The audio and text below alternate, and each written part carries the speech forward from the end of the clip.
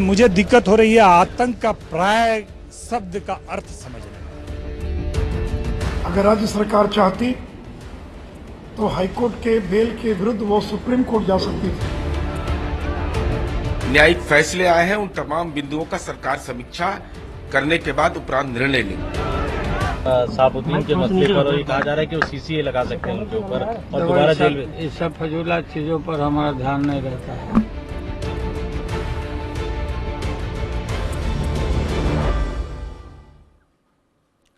नमस्कार, मैं हूं संतोष तिवारी। बिहार के बाहुबली आरजेडी नेता शहाबुद्दीन की रिहाई को लेकर बिहार में सियासी महाभारत शुरू हो गई है। रिहाई को लेकर नीतीश सरकार सियासत के घेरे में है, सवाल भी उठ रहे हैं। विपक्ष नीतीश को चौतरफा घेर रहा है। वहीं जेल से बाहर निकलने के बाद शहाबुद्दीन ने जिस तरीके से नीतीश कुमार को नीचा दिखाने की कोशिश की, उससे जेडीयू में भीतर खाने खलबली मची है। अब खबर यह है कि बिहार सरकार ने शहाबुद्दीन पर क्राइम कंट्रोल एक्ट लगाने का मन बना लिया है, यानी शहाबुद्दीन को दोबारा जेल भेजने की तैयारी। जाहिर है इस फैसले से गठबंधन सरकार पर असर भी पड़ सकता है। आरजेडी को यह कतई गवारा नहीं होगा। वहीं शहाबुद्दीन के बाहर रहने का मतलब यह निकाला जा रहा है कि बिहार में जंगल राज एक बार फिर लौट आया है। इस बार यही चर्चा बिहार की राजनीति को भी गरमा रही है। मुझे दिक्कत हो रही है आतंक का प्राय शब्द का अर्थ समझने में। अगर राज्य सरकार चाहती तो हाईकोर्ट के बेल के विरुद्ध वो सुप्रीम कोर्ट जा सकती थी।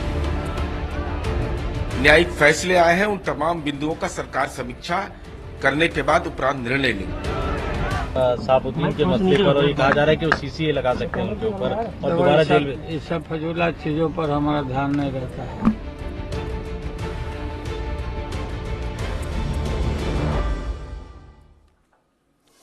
बिहार सरकार आरजेडी के बाहुबली मोहम्मद शहाबुद्दीन के खिलाफ क्राइम कंट्रोल एक्ट लगा सकती है। शहाबुद्दीन की रिहाई के बाद बने हालात पर मंथन के लिए नीतीश कैबिनेट की बैठक भी हुई है। खबर है कि कैबिनेट ने शहाबुद्दीन के खिलाफ सीसीए लगाने का फैसला भी कर लिया है। नीतीश कुमार के बारे में क्या ख्याल है? नहीं, परिस्थितियों के मुख्यमंत्री। जेल से छूटने के बाद डॉन मोहम्मद शहाबुद्दीन का नीतीश पर सीधा हमला था। सुशासन बाबू खून का घूंट पीकर डॉन की जमानत को कानूनी प्रक्रिया बताकर झेप मिटाने की कोशिश जरूर कर रहे थे, लेकिन माहौल बदलता और काबू से बाहर होता गया तो अब नींद खुली है। चर्चा है कि क्राइम कंट्रोल एक्ट लगाकर शहाबुद्दीन को दोबारा भीतर किया जा सकता है। हालांकि इसका संकेत तो एक दिन पहले ही जेडीयू ने दे दिया था। हम कानून के राज के प्रति प्रतिबद्ध हैं और तमाम जो भी न्यायिक फैसले आए हैं, उन तमाम बिंदुओं का सरकार समीक्षा करने के बाद उपरांत निर्णय लेंगे। दरअसल शहाबुद्दीन की रिहाई के बाद से ही नीतीश सरकार सवालों के घेरे में है। एनडीए के एक प्रतिनिधि मंडल ने रिहाई को बिहार सरकार की नाकामी माना और राज्यपाल रामनाथ कोविंद से मुलाकात की और नीतीश पर सवालों और आरोपों की बौछार कर दी। अगर राज्य सरकार चाहती तो हाईकोर्ट के बेल के विरुद्ध वो सुप्रीम कोर्ट जा सकती थी। क्राइम कंट्रोल एक्ट के तहत उसको गिरफ्तार किया जाए और अगर सीसीए लगाने में किसी तरह की प्रक्रियात्मक अगर समय लगता है प्रक्रियात्मक, तो उसको बिहार से बदर किया जाए।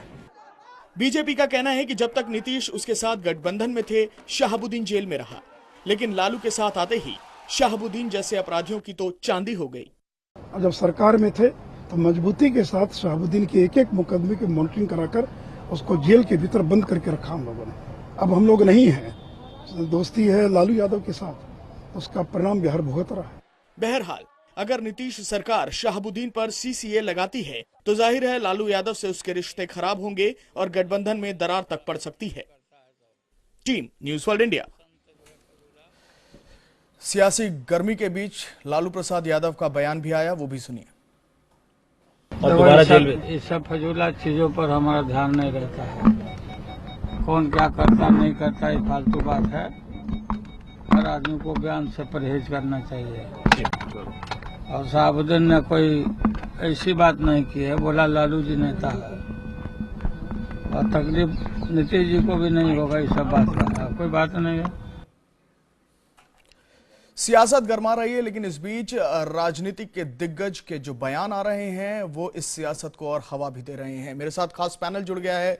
अफजल अब्बास साहब जेडीयू के नेता मेरे साथ जुड़ गए हैं, बहुत बहुत स्वागत है। अवधेश कुमार जी वरिष्ठ पत्रकार, चर्चित चेहरा, मेरे साथ जुड़े हैं, बहुत बहुत स्वागत है आपका अवधेश जी। सुदेश वर्मा बीजेपी नेता मेरे साथ जुड़ गए हैं, बहुत बहुत स्वागत है आप सभी का। चूंकि बात शहाबुद्दीन की है, बात उस डॉन की हो रही है जो कई दशकों तक बिहार में अपराध का पर्याय बना रहा, लोग उससे डरते रहे। 11 साल जेल में रहा शहाबुद्दीन और अब वो बाहर निकला है। सियासत इस पर गरमा रही है, वो अलग बात, लेकिन ये चूक कहां हुई अवधेश जी? ये चूक कहां हुई कि आज शहाबुद्दीन बाहर है? इसको चूक नहीं कहना चाहिए। देखिए, शहाबुद्दीन के जमानत होने का कोई कारण ही नहीं था। जो लोग भी, कोई एक क्लास का हिस्ट्री सीटर हो जिसमें गवाह की हत्या हो गई हो, जिसको पकड़ने के लिए पुलिस को मुठभेड़ करना पड़ा हो, जिसके यहां से किसी एक अपराधी को पकड़ने के लिए, जिसके घर से विदेश के बने हुए हथियार बरामद हुए हों, ऐसे व्यक्ति के जमानत होने का कोई कारण ही नहीं है। लेकिन अगर किसी अपराधी से मंत्री मिलने के लिए जेल में चला जाएगा, उसको जेल में रहते हुए सत्तारूढ़ पार्टी का सबसे बड़ा घटक जो है वो उसको राष्ट्रीय कार्यकारिणी समिति में शामिल कर लगी, उसके बाद प्रशासन और पुलिस के लिए पहले की तरह उसके केस को प्ली करना, उसके केस को ले जाना और फिर पीपी को उस प्रकार से काम करना संभव नहीं है। इसलिए इसमें ढिलाई हुई है, सही ढंग से केस को प्रस्तुत नहीं किया गया और उसका परिणाम है कि आज उनको जमानत मिली है। इसलिए इसको चूक नहीं कहिए, इसको जानबूझकर परोक्ष रूप से उनको बाहर निकालने की एक साजिश मैं मानता हूं, जो कि बिहार की जनता के साथ हुआ है। अफजल साहब जी, आपके बहुत अच्छे नेता हैं, पार्टी को चलाते हैं, थिंक टैंक माने जाते हैं केसी त्यागी, वो कहते हैं बिहार सरकार से चूक हुई है। अवधेश जी कहते हैं कि एक सोची समझी साजिश के तहत एक राजनीतिक तौर पर शहाबुद्दीन बाहर निकले हैं। ये परिस्थितियां क्या बयान कर रही हैं, किसकी सुनी जाए? क्योंकि नीतीश जी तो बहुत कुछ कह नहीं पा रहे। देखिए, सबसे बड़ी बात है कि शहाबुद्दीन साहब के बारे में अब जो बयान किस तरह का हमने भी सुना है कि सरकार से चूक हुई है। अब किस एंगल से बोल रहे हैं, बड़े नेता हैं, पार्टी के जनरल सेक्रेटरी भी हैं, प्रधान और स्पोक पर्सन भी हैं, वो बताएंगे। लेकिन मैं इतना ज़रूर कहूँगा कि आपके चैनल के माध्यम से, अगर ये न्यायिक प्रक्रिया थी, इसके आधार पर बेल हुआ, अब आगे कुछ ऐसी बात हो तो सरकार Nitish Kumar law and order के मामले में समझौता नहीं करेंगे, इसलिए कि इनकी पहचान उसी से है कि नीतीश कुमार को सुशासन से बाबू के नाम से लोग जाना जाता है और हिंदुस्तान ही पूरी दुनिया में इनका नाम। सवाल तो यही है ना कि जब सुशासन बाबू नाम ही पड़ा सुशासन देने के लिए, उसी पे मैं आ रहा हूँ। बिल्कुल, आप तिवारी भाई जो आप बोल रहे हैं उसी पे मैं आ रहा हूँ। अब रही बात, जब बेल हुआ उसके बाद से कोई ऐसी घटना नजर अभी नहीं आई है, लेकिन इस पे सरकार, जैसे अभी आपके चैनल पे नजर आ रहा है कि शायद कैबिनेट पे बैठक हुई, सीसीए लगाने की बात ही, सरकार इसको फैसला करेगी। मैं समझता हूं कि बिहार की आवाम ने सुशासन के नाम पर नीतीश कुमार को मैंडेट दिया था, उस मैंडेट को मेंटेन करने के लिए कभी भी लॉ एंड ऑर्डर से समझौता। शहाबुद्दीन जो बाहर निकले हैं, ये मैंडेट का अपमान है कि नहीं है? देखिए साहब, क्योंकि वादा तो कानून व्यवस्था देने का था ना। वही तो न्यायिक प्रक्रिया के तहत अगर आए हैं तो न्यायालय की बात है इसमें। अब रही बात उनके साथ एक हुजूम है तो उनके फ्लो तो सबको तो हम क्रिमिनल नहीं कर सकते हैं। यहाँ से शहाबुद्दीन के केसेस की बात है, नो डाउट। न्यायालय ने जमानत देते हुए बड़ी कड़ी टिप्पणी की है, सुन लीजिए। उसने कहा है, न्यायालय ने कहा है कि हमारे सामने ऐसी चीजें नहीं लाई जा रही है, परिस्थिति दंड साक्ष्य भी, कि हम इनको जेल में रख सकें। न्यायालय ने पुलिस पर, न्यायालय ने प्रोसिक्यूशन पर बहुत बड़ी कड़ी टिप्पणी की है। आप न्यायालय की टिप्पणी को पढ़ लीजिए। न्यायिक प्रक्रिया कहना एक प्रकार से समझिए कि आप अपनी विफलता नहीं, बल्कि अपने जो अपकर्म है, जो आपका अपना एक नैतिक अपराध है, उसको आप छिपा रहे हैं। इसको नैतिक अपराध न बोले कि नैतिक अपराध है। अगर 11 साल तक वो जेल के सलाखों में रहे तो नीतीश कुमार यही तो चिंता की बात है कि 11 साल तक जेल में रहे। 11 साल तक उन पर स्पेशल कोर्ट बैठाया गया नीतीश कुमार के शासनकाल में। 50-55 कई हजारों लोग जेल के सलाखों में गए, क्रिमिनल गए। नीतीश कुमार के वो दिन भूलिए नहीं कि बिहार में नीतीश कुमार ने जो काम किया और लॉ एंड ऑर्डर के लिए किया, कितने जेल के सलाखों में अभी भी सड़ रहे हैं। और 11 साल तक वो जेल में रही या 15 साल जेल में रहे तो कोई गुनाह किया था उसका सजा भुगत रहे थे। अब जेल हुआ तो जाहिर सी बात, कोर्ट का मामला है, इस पे हम टिप्पणी क्या करें। तो सुदेश वर्मा बीजेपी के प्रवक्ता भी मेरे साथ जुड़ गए हैं। सुदेश जी, बीजेपी का एक अलग स्टैंड है। राज्यपाल से बिहार में मुलाकात हुई है सुशील मोदी की अगुवाई में बीजेपी के नेताओं की, और बाकायदा सोशल मीडिया पर एक वायरल संदेश भी बीजेपी की तरफ से जा रहा है कि 7 महीने तक कोई सुनवाई नहीं होती है, कोई नोटिस तक चस्पा नहीं किया जाता है शहाबुद्दीन को। क्या यही मामला है या इसके पीछे सियासत की रोटियां हर दल सेकना चाहता है? देखिए, पहले मैं इस सिचुएशन पर थोड़ा कमेंट कर दूं, फिर आपके प्रश्न पर आता हूं। जी देखिए, हम लोग पहले ही बोलते थे कि बिहार जंगल राज की ओर जा रहा है। मर्डर्स बढ़े हैं, किडनैपिंग बढ़े हैं, रेप के इंसिडेंट्स हुए हैं, इवन जो एमएलए हैं वो भी पकड़े गए हैं। हम हमेशा कहते रहते थे। और एक जो कमी थी, क्योंकि लालू प्रसाद जी आपको पता है वो क्या है, वो तो करप्शन के केस में जेल जा चुके हैं, कन्विक्टेड हैं। तो आप ये बताइए कि उनको सिर्फ एक क्रिमिनल की जरूरत थी, जो शहाबुद्दीन, जो उन्होंने पाल पोस कर बड़ा किया, उस शहाबुद्दीन को निकाल दिया। और क्रिमिनल और करप्शन का एक नेक्सस जो बिहार में आज खड़ा हुआ है, वो बिहार को पूरा गर्त में ले जाएगा। बिहार की जनता त्रस्त है, दहशत में है कि अब क्या होगा उनका। और लालू जी ने इतनी गंदी राजनीति की है कि वो शहाबुद्दीन को मुसलमानों का नेता प्रोजेक्ट करना चाहते हैं, क्योंकि उन्हें लगता है कि नीतीश कुमार के साथ मुसलमान हैं। इसीलिए आज वो जो राजनीति कर रहे हैं, सत्ता को पाने की राजनीति कर रहे हैं, नीतीश कुमार को हटाने की राजनीति कर रहे हैं।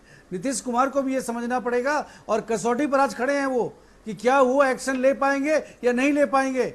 ये बहुत बड़ा जो सीसीए लगाने पर विचार तो हो रहा है। पब्लिक प्रोसिक्यूटर जो है, सीसीए लगाने पर विचार तो हो रहा है। जब बेल दिया गया था तो क्या पब्लिक प्रोसिक्यूटर ने स्ट्रांगली अपोज किया?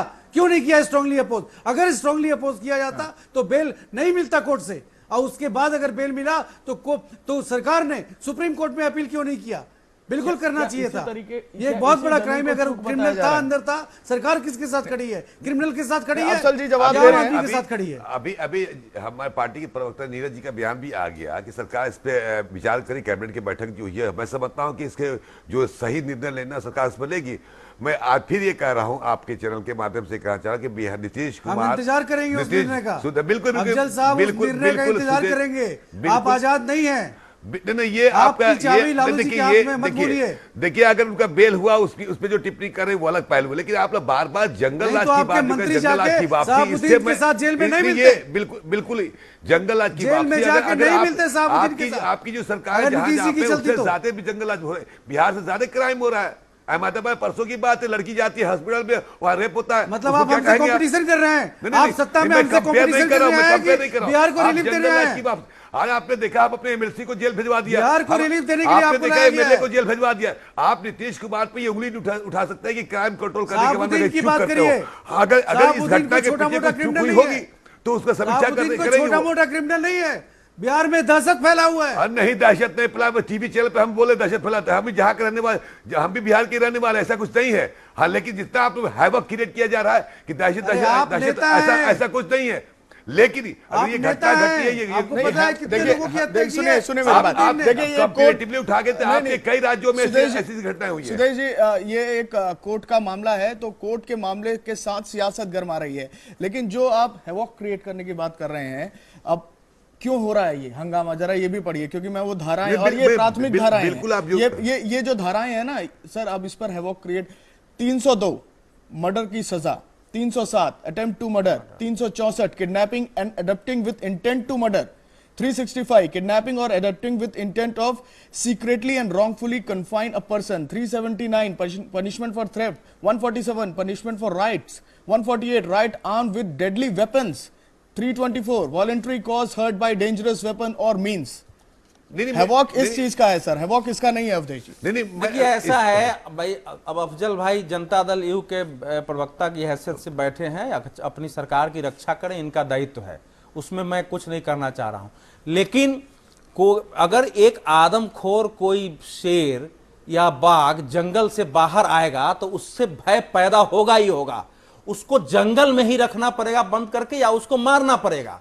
तो शहाबुद्दीन का जो अभी तक का कृत्य रहा है, वो एक आदमखोर भेड़िए की तरह का रहा है, जिसके यहां से किसी क्रिमिनल को अरेस्ट करने के लिए बाजाबता इनकाउंटर हुए हैं, 8-8 लोग मारे गए हैं, जिसके घर से विदेशी हथियार तक बरामद हुए हैं। उस व्यक्ति का जमानत हो जाना, इसके बावजूद हम कहें कि नीतीश कुमार सुशासन के प्रतीक है, तो वो मेरे पर ही प्रश्न उठेगा कि आदमी क्या बोल रहा है। और दूसरी बात कि हम इस समय जंगल राज पर भले बहस नहीं करें, लेकिन बिहार में भय तो लोगों को लगता ही है कि 8 बजे रात के बाद हम बाहर निकलेंगे तो पता नहीं क्या हो जाएगा। उसमें शहाबुद्दीन का बाहर निकलना बिहार में एक नए किस्म के भय का, आतंक का और नए किस्म के आशंका का सामूहिक मनोविज्ञान पैदा कर रहा है। अब उसमें पहचान नीतीश कुमार की इसमें है कि क्या वाकई वो सीसीए लगाते हैं नहीं लगाते हैं, क्योंकि अभी तो प्रभुनाथ सिंह जी ने विरोध कर दिया कि सीसीए लगाने का उसमें कोई कारण नहीं है। राष्ट्रीय जनता दल के जो नेता हैं, साथ ही उन्होंने साफ कह दिया कि सीसीए लगाने का कोई कारण ही नहीं है इस समय। लेकिन रघुनाथ सिंह की बातों को ना आरजेडी में सीरियसली लिया जाता है ना जेडीयू में। इस गठबंधन में रघुनाथ सिंह के कोई नहीं, संतोष जी, अगर लालू जी ये कह रहे हैं कि शहाबुद्दीन ने कुछ भी गलत नहीं कहा है,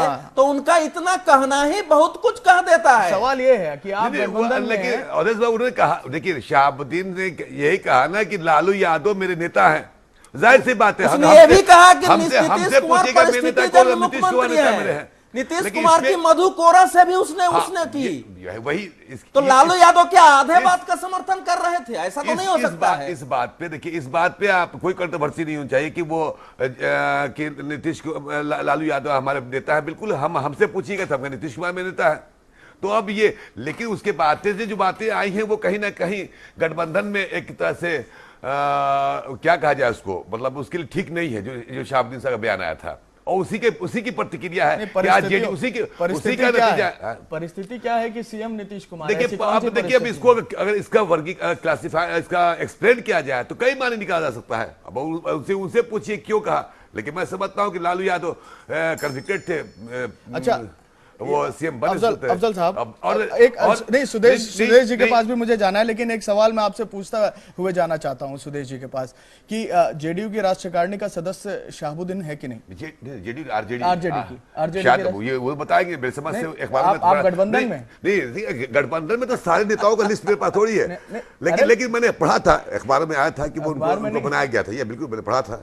शहाबुद्दीन है ना आरजेडी को राष्ट्रीय परिषद का, राष्ट्रीय कार्यकारिणी का सदस्य बनाया गया था। बिल्कुल मैंने पढ़ा था। आरजेडी की मेन स्ट्रीम पॉलिटिक्स में है ना। अब मेन उसको जेल में थे, मिनिस्ट्री में अपना नाम दे दी, जेल में थे। बस मैं यही सुनना चाहता था, जब जेल में थे सुदेश जी, जब जेल में थे तो उनको एक मेन स्ट्रीम पॉलिटिक्स में पद दे दिया जाता है पार्टी के भीतर, और वो पार्टी, देखिए वो पार्टी, उनके पार्टी का निर्णय वो किसको बनाया ना बनाया, डिप्टी सीएम अलग पहलू, डिप्टी सीएम है सर, आप ही की सरकार में नीतीश जी। नहीं, वो आरजेडी किसको क्या बना रही है उससे मुझे लेना नहीं है।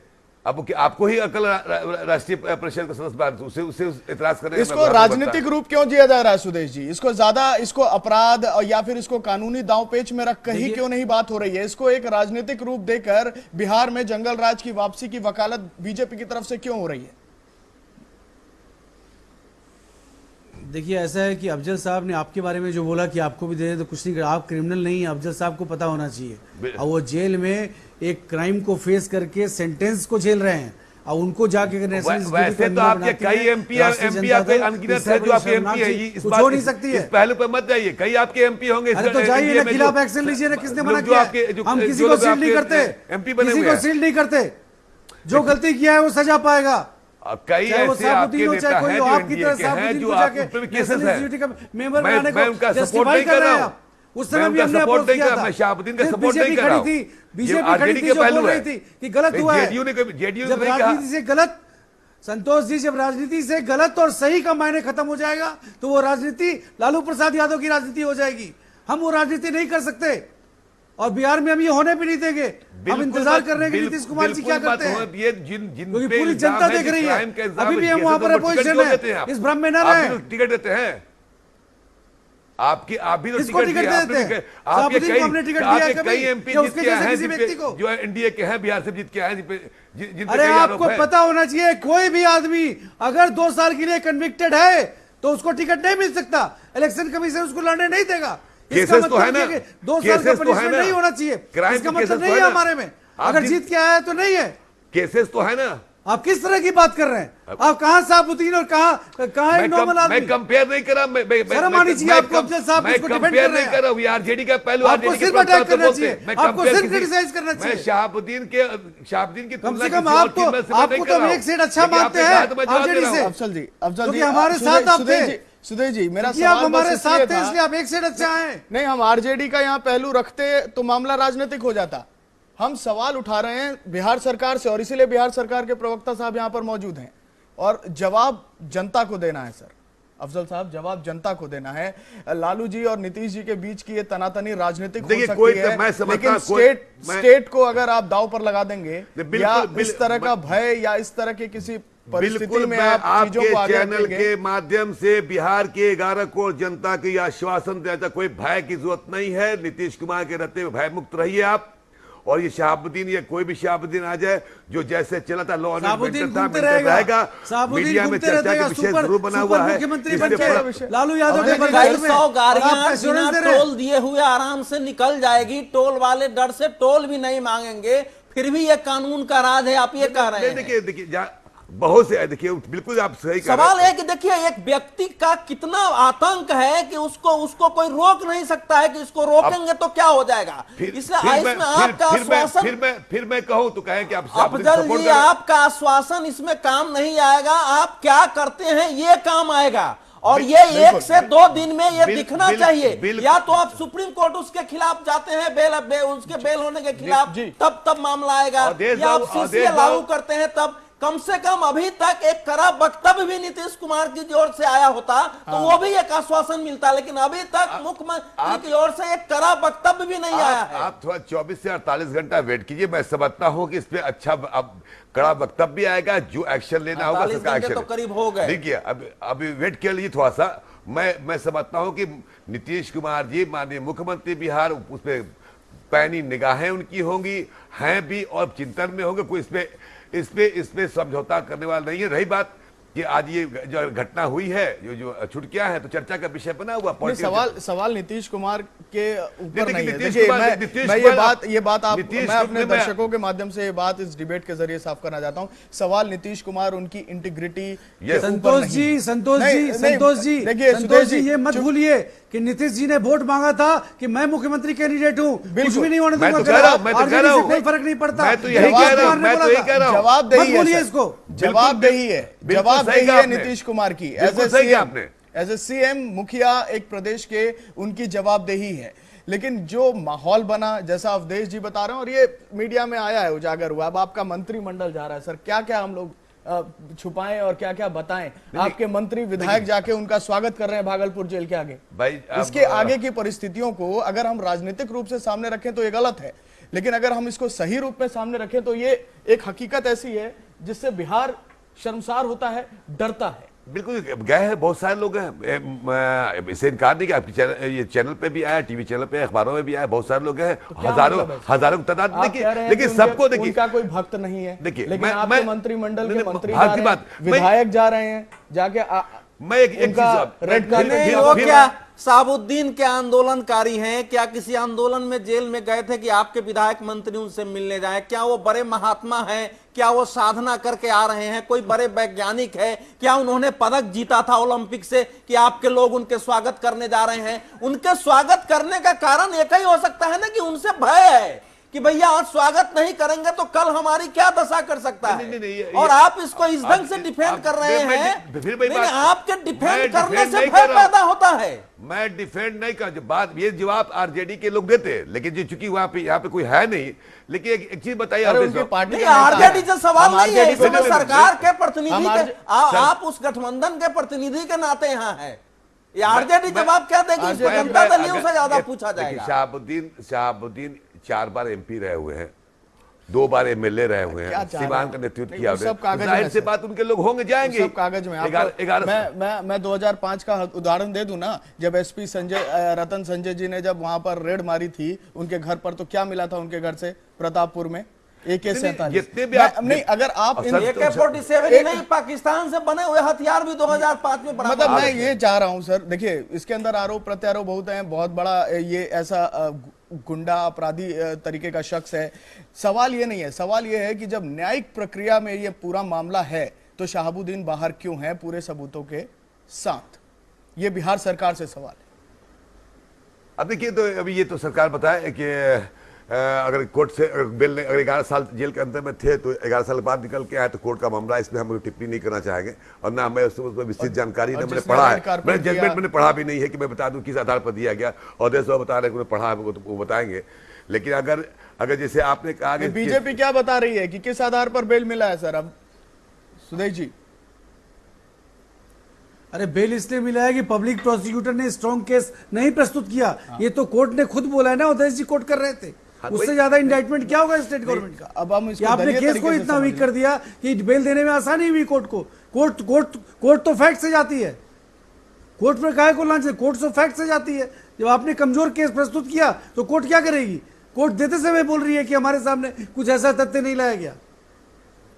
देखिए, डीपी ओझा जब डीजीपी थे, सबको याद होगा, संतोष जी आपको भी याद होगा, डीपी ओझा ने पहले शहाबुद्दीन के खिलाफ कोई हाथ उठाने के लिए तैयार नहीं था। डीपी ओझा ने उसके खिलाफ कार्रवाई करनी शुरू की थी। मुन्ना चौधरी अपहरण कांड में गिरफ्तारी वारंट जारी किया, उनको सरेंडर करना पड़ा था। डीपी ओझा के साथ क्या हुआ, राबड़ी देवी सरकार ने क्या उनके साथ किया था, ये सबको मालूम है। तो जाहिर है कि इस समय के जो अफसर हैं वो अब केवल नीतीश कुमार की बात सुनने के लिए नहीं है, वो लालू यादव की बात और उनके मन स्थिति के अनुसार भी काम करते हैं। उनको डीपी यादव की दशा मालूम है। इसीलिए मैं कह रहा हूं कि इस केस में बाद में जैसे ही सत्ता बदली है, जैसे ही उनको कार्यकारिणी का सदस्य बनाया गया, मंत्री लोग मिलने गए, उसके बाद से पुलिस प्रशासन उस ढंग से सख्ती से इनके केस को आगे बढ़ाने के लिए कभी तत्पर रही ही नहीं है। और इस पर जितना ध्यान नीतीश कुमार को देना चाहिए वो इसलिए नहीं दे पाए कि वो उनके समर्थन से इस समय मुख्यमंत्री बने हुए हैं। बिल्कुल साफ कारण है। ठीक, गठबंधन की सरकार है, सरकार चलाने की मजबूरी है, नंबर गेम यहाँ पर है, लेकिन साथ में बिहार की जनता भी है, साथ में सुशासन भी है, कानून व्यवस्था अच्छा देने का दावा भी है। लेकिन जो स्थितियां सामने आ रही हैं और जो परिस्थितियों का मुख्यमंत्री बताया जा रहा है बिहार में, सबको उनके जवाब का इंतजार है। इस पूरे मामले पर कानूनी पेच से ज्यादा राजनीति बिहार में हावी है। बहुत बहुत शुक्रिया सुदेश जी, बहुत बहुत शुक्रिया अफजल साहब, बहुत बहुत शुक्रिया अवधेश जी, आप इस चर्चा में हमारे साथ जुड़े।